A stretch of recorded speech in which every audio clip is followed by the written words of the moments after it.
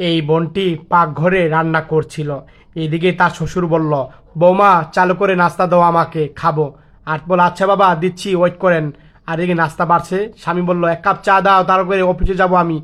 আচ্ছা দিচ্ছি, দাঁড়াও। এভাবে কথা বলছিল। আর তখন এই বোনটি ঘর মুছছিল, লেকড়া ভিজিয়ে কাপড় দিয়ে ঘর মুছছিল। শাশুড়ি এসে বলল, তোমার শরীরটা একদম ভার, তুমি কাজ করতেও চাও না, চালু করে করো। এইভাবে কথা বললো। জি আম্মি, চালু করছি আমি।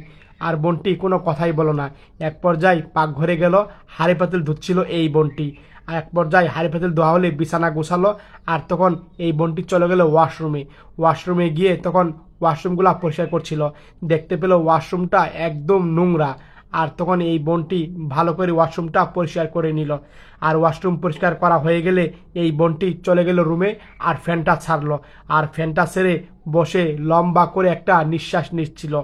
বোনটি অনেক ক্লান্ত। আর এদিকে তানন বল, ভাবি আমাকে লুডুস বানিয়ে দাও না, লুডুস খাবো আমি।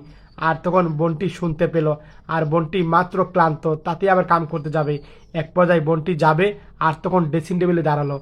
আর তখন তার চেহারাটা দেখলো। চেহারার নিচে কালো দাগ পড়ে গেছে কাজ করতে করতে। আর বোনটি অবাক হয়ে গেল দেখে। আর তখন মাথা আছড়াচ্ছিল।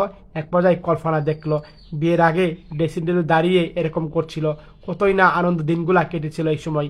আর বোনটিকে এরকম তার মা গাল ধরলো। আর তখন বলল, মা দেখো আমি শ্বশুরবাড়ি কত আরামে থাকবো, আমার কিচ্ছু হবে না। এইভাবে কথা বলছিল।